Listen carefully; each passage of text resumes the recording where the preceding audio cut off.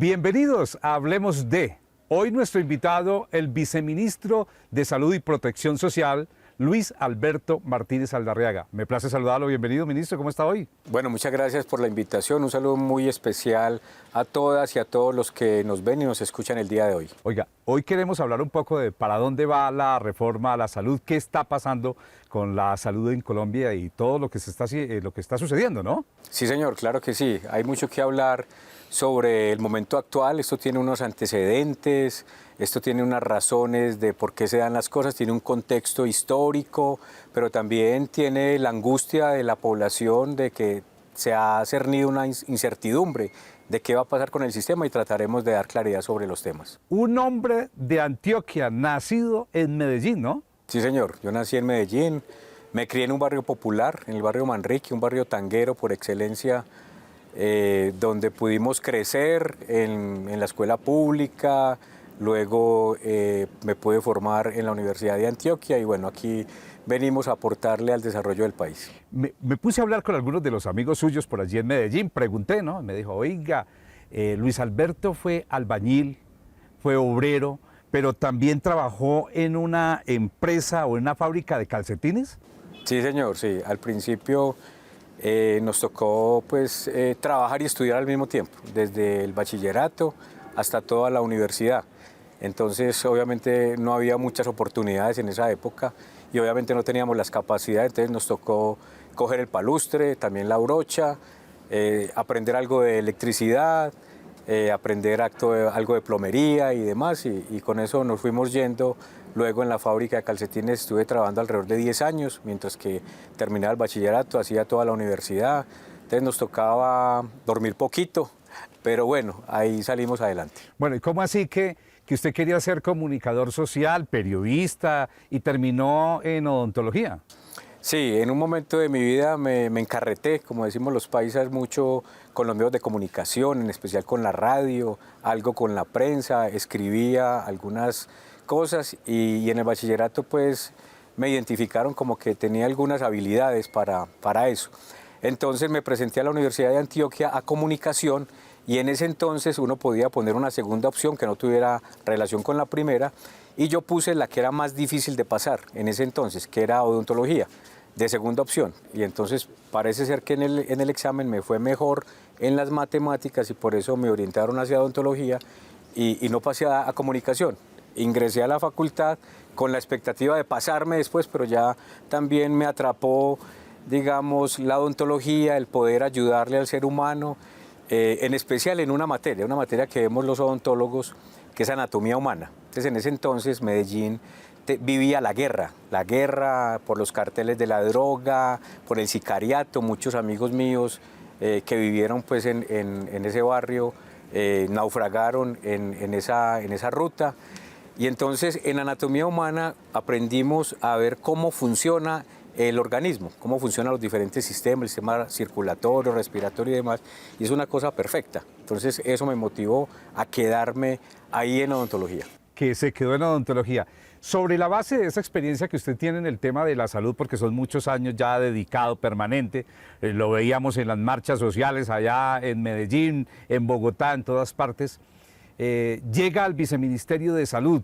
Hoy está al frente, junto con el señor ministro Guillermo Alfonso Jaramillo Martínez, en sacar adelante esa reforma a la salud.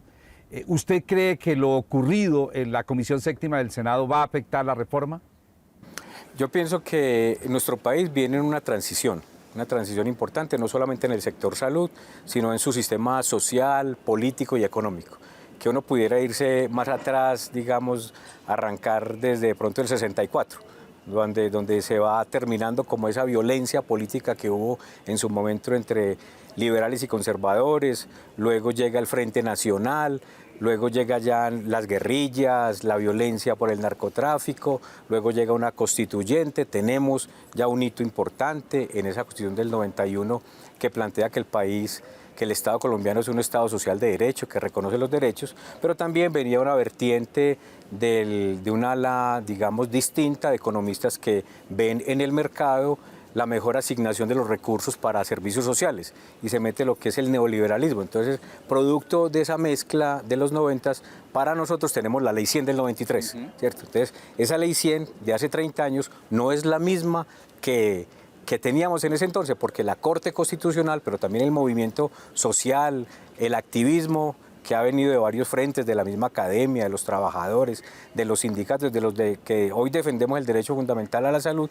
pues ha hecho que esto evolucione. Entonces llegamos a esta ventana de oportunidad donde hay un gobierno alternativo, un gobierno distinto, que desde su programa de gobierno puso la salud en el centro, puso que había unas reformas sociales para poder avanzar en esa transición, en la transformación del país y materializar lo que plantea la Constitución. Entonces llegamos a la Comisión Séptima y ahí están esas fuerzas en pulso, las que han venido en todo este tiempo, digamos, en este resumen así sucinto que hacemos.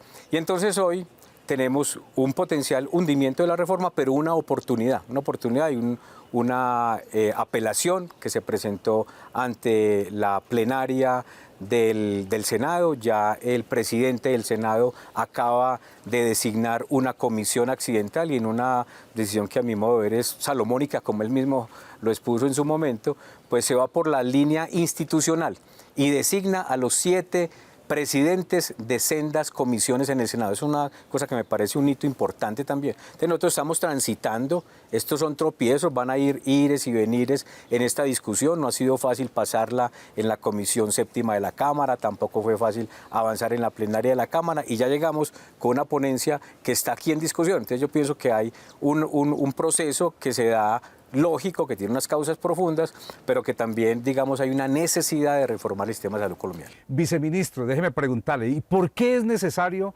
una reforma a la salud? O sea, usted que conoce tanto del tema salud, ¿qué es lo que pasa?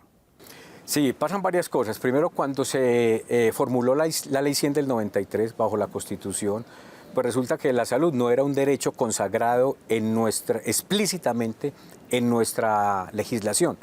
Fue el desarrollo jurisprudencial de la Honorable Corte el que motivó para que el gobierno presentara en su momento una ley estatutaria.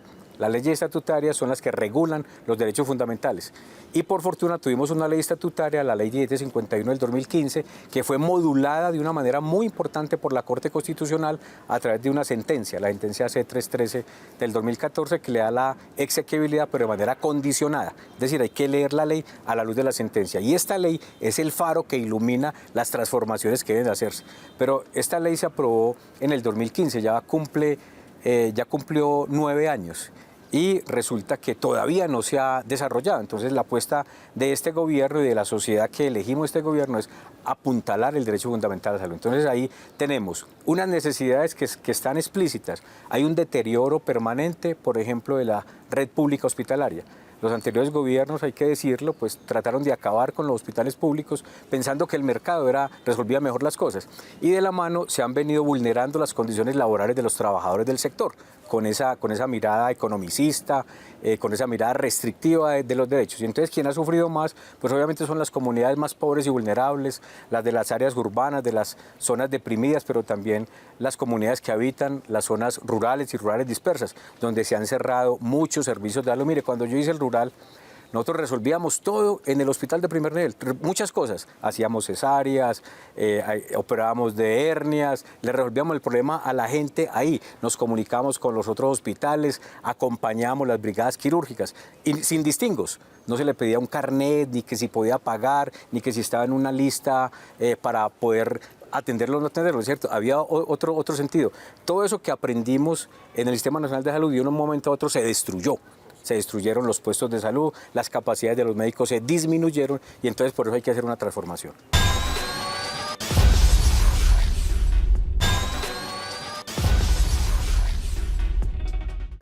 Continuamos con nuestro invitado de hoy, el viceministro de Salud y Protección Social, Luis Alberto Martínez.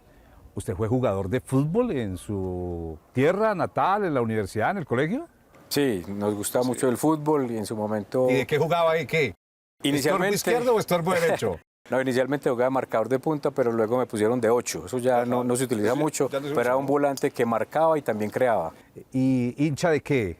con la cara de felicidad de Nacional, obviamente. Pero el Tolima le pega sus pasaditos. Tolima nos da... ¿Es el papá de Nacional o qué? En algunas ocasiones, el padre Sí, putativo. Es el padre putativo. A veces lo pasea, ¿no? Hay veces. Hay veces lo pasea. Usted desde muy joven ha venido en el sector salud. Fue gerente de un hospital saliendo de la universidad, estaba terminando su rural, ¿no? Sí, en el rural me tocó parte como de la transición del sistema anterior a la Ley 100. Entonces me pusieron de director encargado en ese entonces y me tocó avanzar en la descentralización, en convertir el hospital en una empresa, que eso es parte también de la debacle, de la crisis sistémica que tiene el sistema, ¿cierto? Que tiene los hospitales que están quebrados en una mayoría importante y obviamente la crisis que sienten hoy los pacientes en las áreas urbanas, pues tiene que ver de esas causas raíces que comentábamos anteriormente. ¿Y está tan mal la red pública de salud hoy en Colombia?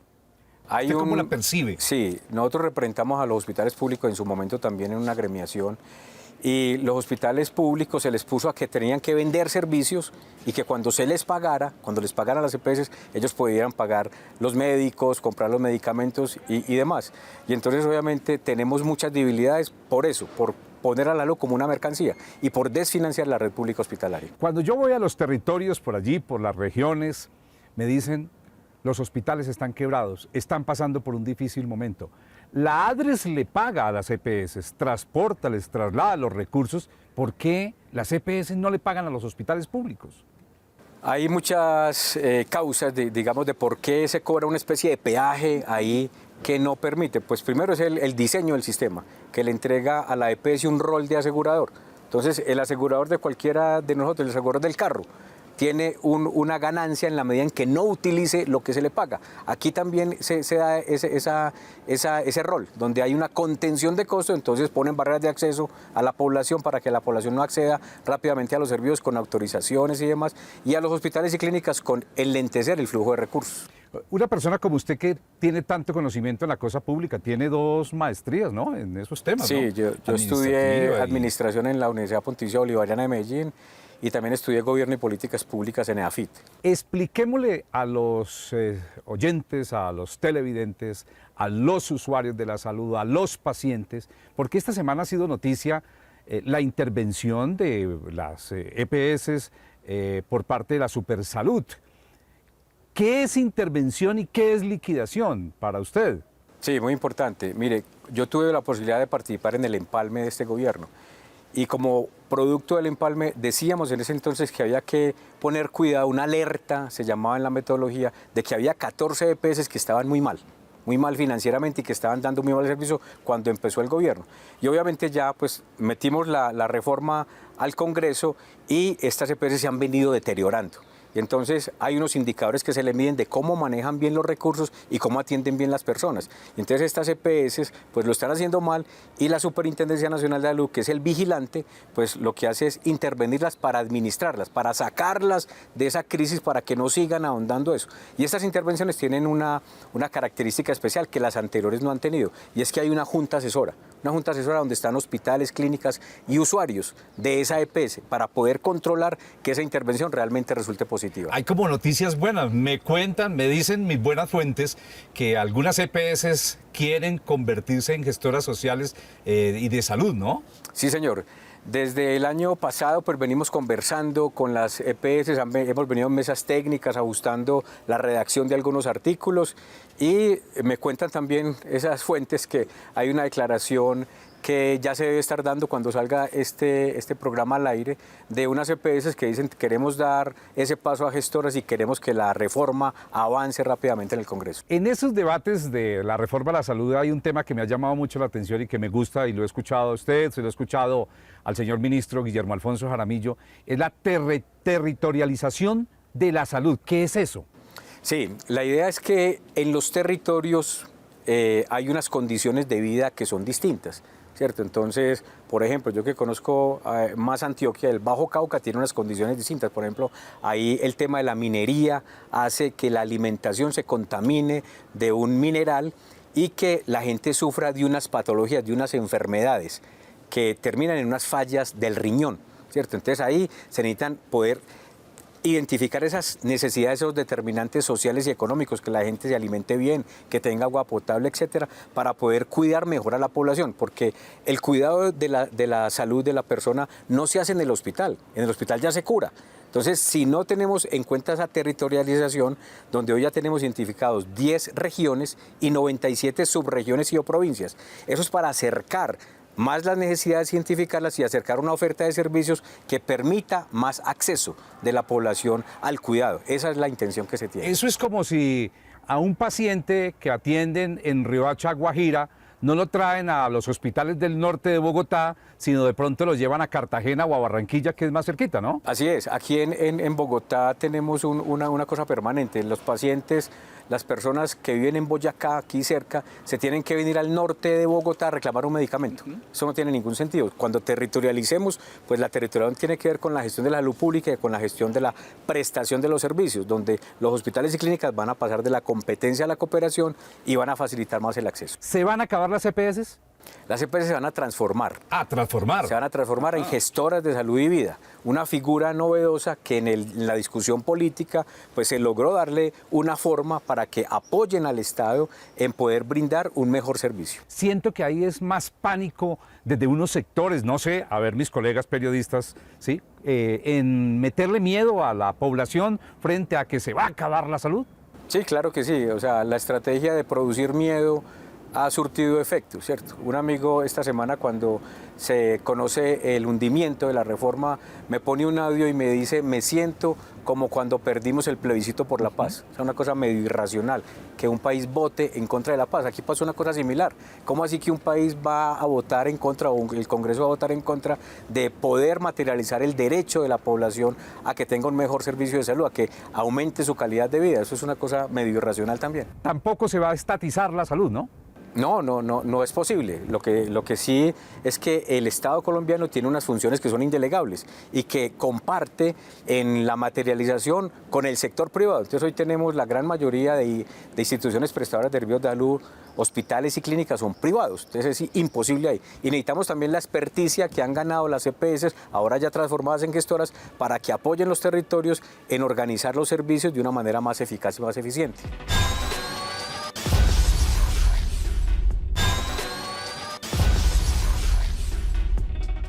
Y ha sido muy grato, por supuesto, hablar en Hablemos de con el viceministro de Salud, de Luis Alberto Martínez, porque estamos dejando en claro lo que está pasando con la salud en Colombia.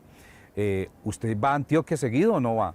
Sí, he tratado de ir seguidamente para estar con mi familia. ¿Y la comidita cómo está ahí, la gastronomía? Porque un paisa siempre la bandejita y todo, ¿no? Sí, pero aquí Bogotá es rica en una gastronomía también muy especial que también hemos podido conocer y compartir. Padre de 2 hijas, ¿no? ¿Y están también en el área de la salud? De Laura y Sofía. Laura se fue por la educación, está más o menos en el último semestre de educación infantil en la Universidad de Antioquia. Me acaban de dar una noticia ahora que se ganó la matrícula de honor, o sea que estoy chicaneando, como decimos nosotros. Sí. Y Sofía, que tiene 17 añitos, está en el tercer semestre de medicina también en la Universidad de Antioquia. O sea que con ese premio Laura va a tener una platica ahí ahorrada. Dios mediante, sí señor. No hay discusión. ¿Se van a acabar los puestos de salud o qué? Porque es que los puestos de salud uno cuando va por todo el país están vueltos nada, deteriorados, cerrados en el Chocó, en muchas regiones. Sí, desafortunadamente este sistema acabó con ese tejido que teníamos construido desde más de 40 años. Ahora lo que estamos haciendo desde el Ministerio es reconstruyendo todo ese tejido. Entonces se ha hecho una inversión muy importante, hay proyectos en ejecución, en diseño, para recuperar los puestos, los centros de salud y los hospitales públicos. Y llegar a los territorios. Claro que sí, porque allí es donde transcurre la vida, ¿cierto? Entonces no podemos sacar a la gente de su territorio, de su provincia, de su vereda, de su pueblo y traerlo al área urbana a que reciba una atención que la pudiera recibir allí. Hay un sector que tiene mucha esperanza en que la reforma a la salud pase, los trabajadores públicos que están en la red hospitalaria. Ellos dicen que si pasa la reforma va a haber estabilidad laboral, porque es que les dan contratos de 1 mes, 2 meses, ¿no? Sí, desafortunadamente El talento humano en salud, los trabajadores, como les gusta más a ellos que se les digan, se han convertido como en el cierre financiero del sistema. Entonces, obviamente, eso trae consigo esos contratos basura que se conocen, y una de las líneas fuertes de la reforma es poder avanzar en la laboralización, en la dignificación del trabajo de todos los servidores, no solamente los del sector público, sino también los del sector privado. Me llamó mucho la atención la cifra que entregó estos días el Contralor General de la República. 9 billones de pesos están perdidos de las EPS en el tema salud. La corrupción acabando, ¿no? Sí, desafortunadamente nuestro sistema de salud actual es muy proclive a la corrupción. Hay muchos recursos en juego, el año pasado fueron alrededor de 84 billones, este año ronda por los 95 billones, recursos que se atomizan a todo el territorio nacional, y depende del buen juicio del ordenador del gasto que haga un buen uso de esos recursos. Y entonces unos dicen, no, es que si hubiera más inspección, vigilancia y control, habría que ponerle casi un policía a todo el actor. Y esa no, es el diseño institucional el que impide una transparencia en el uso de los recursos. Hay 5 decretos que salieron, están a punto de salir, están en corrección ya por parte del señor ministro de Salud, Jaramillo, para llegarle al tema salud, ¿no? Sí, señor. Hay uno muy importante que tiene que ver con esto del flujo de recursos, que es el giro directo. El giro directo nos va a permitir identificar esos recursos hacia dónde ordena la EPS que lleguen. No le van a llegar a ellos directamente a las EPS, sino que van a llegar al hospital y clínica, para que el hospital y clínica pague el recurso humano y pueda brindar un servicio más eficaz y más eficiente. ¿Es muy duro trabajar con el ministro Jaramillo? No. ¿Dice que es bravo, que no? ¿O qué? No, él es recio y él tiene mucha orientación al resultado, como se llama en la parte administrativa, y obviamente nos pone tareas y nos va marcando, pues, digamos, el rumbo de lo que hacemos. Seguirle el ritmo es el reto para nosotros. Y es un hombre que sabe mucho de salud, ¿no? Sabe mucho, sobre todo porque le ha tocado vivir, pues, varias épocas. Él estuvo en los servicios. Es muy importante que un directivo de un sector esté en los servicios. Entonces él estuvo operando niños, salvando vidas, estuvo en la Secretaría de Salud del distrito, también tratando de organizar el sistema acá. Tiene un conocimiento muy importante de la atención primaria, de la promoción de la salud, de la prevención de la enfermedad y de cómo brindar un mejor servicio a la población. ¿Qué mensaje le envía usted a los pacientes hoy en Colombia? Bueno, el mensaje es que el sistema de salud colombiano está evolucionando hacia un sistema mejor. Hoy es un derecho humano fundamental. Estamos metiéndosela toda desde el gobierno del cambio, desde el programa de gobierno, desde lo que pudimos avanzar en el Plan Nacional de Desarrollo, y con esta ley más los decretos que están en permanente ejecución, pues vamos a acercar a que la salud realmente sea un derecho, a que avancemos en el cuidado integral de la población y sobre todo a que se protejan los recursos. A los senadores de la República que la tienen ahí, ya conformaron una comisión accidental, 7 de ellos van a estar ahí discutiendo, mirando a ver si se le da luz verde nuevamente a la reforma. Sí, los senadores tienen una responsabilidad muy importante y ellos son conscientes del tema, conocen el tema. Por fortuna los 7 que están ahí conocen, son cercanos al tema, y somos muy optimistas desde que van a dar un aval y que la plenaria va a acompañar ese aval para que sigamos el trámite en el Congreso. ¿Hay esperanza de que la reforma siga su curso? Hay esperanza y hay optimismo en que la reforma siga su curso y que podamos avanzar en un sistema de salud más justo, más equitativo, más eficiente y más transparente en el uso de los recursos. ¿Qué ha sido hasta hoy lo más difícil de este ejercicio de la reforma y de estar ahí al frente del viceministerio? Lo más difícil es que tenemos 30 años haciendo lo mismo de la misma manera. Entonces, salir de ese statu quo, de esa inercia, ha sido lo más difícil, con los técnicos, con los mismos políticos, con la misma población que siente incertidumbre y que ya se acostumbró a ir a hacer la fila en la EPS o la fila en el servicio de urgencia. Entonces, se le plantea una cosa distinta. Entonces, también va a motivarnos a que hagamos una transformación cultural y poder comunicar mejor, hacer mejor pedagogía, poder poner a la gente a que participe más de estos procesos. Los pacientes que lo están viendo, allí a usted, ¿qué decirles a ellos? ¿Les van a quitar los médicos especialistas? ¿No van a poder? Aquellos que tienen cáncer, ¿no? Sí. Los pacientes vamos a ser los más beneficiados, porque yo también soy paciente. Yo soy, como se dice ahora, un sobreviviente de cáncer. Entonces me ha tocado también trasegar por todos los enredos que tiene este sistema. Y lo que estamos haciendo con la reforma es quitar esas barreras de acceso, esas trabas, para que haya un servicio más oportuno y para que obviamente se pueda entregar el medicamento a tiempo, para que la cita con el especialista también se dé a tiempo, la cirugía que está atrasada rápidamente se dé. Por eso vamos a hacer el giro directo, para que ya no haya ninguna disculpa, ningún argumento de poner barreras de acceso. A mí me gusta la noticia esa de que unas gestoras, unas EPS quieren ser gestoras sociales y gestoras de salud y vida, ¿no? Sí, venía venimos desde el año anterior, 3 EPS nos manifestaron por escrito que quieren convertirse en gestora y ojalá que rápido, porque les suena eso de territorializar, de cuidar a la población, de organizar las redes con los territorios, con las entidades territoriales, de organizar los centros de atención primaria, de poner equipos multiplicadores, quieren hacerlo rápidamente, pero obviamente necesitamos que avance la ley en el Congreso para que esto se pueda materializar. Viceministro Luis Alberto Martínez, ha sido usted muy amable, gracias por conversar con nosotros, contar muchas un gracias poquito por la de su historia invitación. también, ¿no? Sí, muchas gracias, por aquí estaremos de nuevo Dios mediante. Y usted al frente en las marchas también, ¿no? Claro que sí, desde chiquito. Sí, Tenemos dándole. kit del marchante. El kit del marchante. Él es el viceministro de Salud, Luis Alberto Martínez, que nos ha contado un poco hoy cómo avanza la salud en Colombia.